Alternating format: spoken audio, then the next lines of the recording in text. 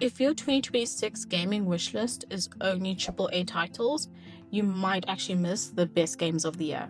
Because while the blockbusters will be loud, cinematic, and more than a little expensive, some of the most creative, emotional, and unforgettable experiences will be coming from the indie studios. And after what happened in 2025 with games like Expedition 33 proving that smaller studios can dominate a conversation, it's clear the indie boom is not slowing down, it's accelerating. So today, I've curated 10 must-play indie titles for 2026, and some of them you can wishlist, some of them you can play immediately, and a few might generally shock you. But the best part is they are all console-friendly, so accessible on the PlayStation 5 or the Switch. Let's get into it. Okay, let's start with something wildly creative. Out of Words might be the most visually unique indie game of 2026. It's stop motion, it's handcrafted visuals, and it's two protagonists who literally do not have mouths. It's a co-op platformer about restoring their voices, but here's the twist. You and your partner can only rely on communication in real life to solve the puzzles. This is a real test of coordination and teamwork, and if you're looking for a co-op game to play in 2026, this indie title will actually hit different.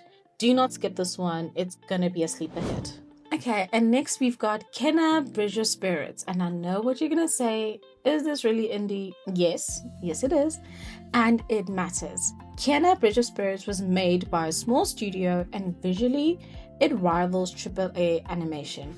It's got Pixar level and character work, Studio Ghibli style environments, and a tight, satisfying combat mechanics. But the most important part, it respects your time. It is a compact and focused emotional campaign that absolutely delivers in its storytelling and visuals.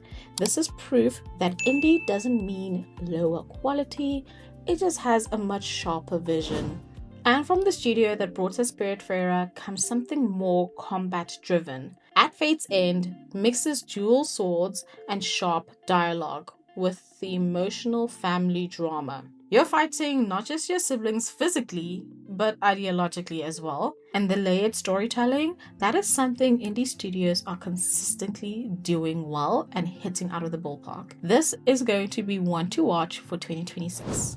If I could only play one co-op game this year, this might be it. The Orbitals is a retro anime-inspired co-op adventure built entirely around teamwork, puzzles, and shared discovery. This is not optional co-op. It's designed for co-op, and that matters. You team up as two inseparable explorers, shout out for the names, with a whole lot more determination than experience. You're gonna have to brave the perils of space. You're gonna have to brave perils of space in search of help trying to save your crumbling space station from a cosmic storm. It's going to take brains, bravery, and teamwork to make it through this. This just screams hidden indie gem, and I am in love with the art style and the art direction of this game. From Yacht Club Games, the studio behind Shovel Knight, comes one of the most anticipated games of 2026, and that is Mina the Hollower. Mina blends 8-bit nostalgia with modern design, but it's not just retro for retro vibes. It uses tight mechanics such as burrowing for traversal, whip combat, and the dungeon design is all done to create depth in the gameplay. This could easily outperform bigger AAA releases in just pure gameplay satisfaction and millennium nostalgia. Happiness is curated by artificial intelligence. At least that's what this game's official description says. I'm a bit doubtful on that one. But D-Topia is a narrative puzzle game where your choices determine whether society thrives or collapses. Indie studios are fantastic at philosophical storytelling, and I am so interested to see where the story leads and the different choices you get to make. If you love decision-based games with real consequences, don't ignore this one, it may surprise you. A cursed hat that possesses enemies. That's it. That alone should grab your attention. Nevergrave, The Witch and the Curse blends roguelike combat with multiplayer chaos. What more could you possibly need? There's just something so special about a game that knows how endearing it is, and this 2D action roguelike owns its charm. Simply put it, what more could be better than one cursed hat? I want you to grab 3 of your closest friends, go into the multiplayer mode, and find out. Okay, I could not do an indie list without including Subnautica 2. Subnautica 2 introduces co-op mechanics into the classic survival action-like game. The first game proved that indie studios can create atmosphere better than some AAA studios, and I can't wait to dive into the deep ocean isolation with friends this time. The Subnautica 2 doesn't have a release date for 2026, but we know it's going to be open for early access in 2026, so be on the lookout for that, and catch my streams as I'm playing Subnautica below zero on Sundays. Okay, so think The Office meets The Avengers. That's when you get Dispatch.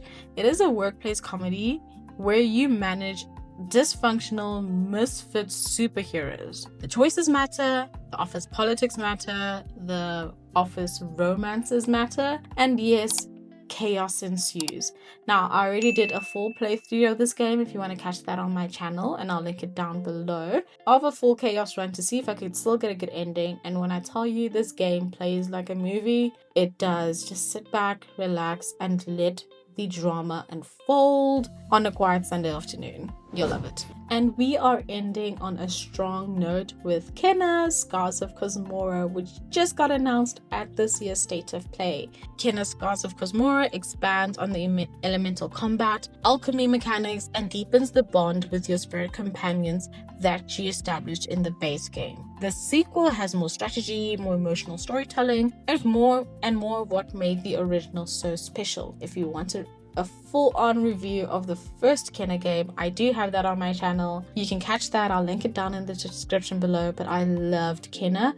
It was not perfect, but it was so endearing and charming, and I cannot wait to play Kena Scars of Kosmora. We'll be doing a full-on playthrough over on Twitch, so be sure to follow me there to catch that.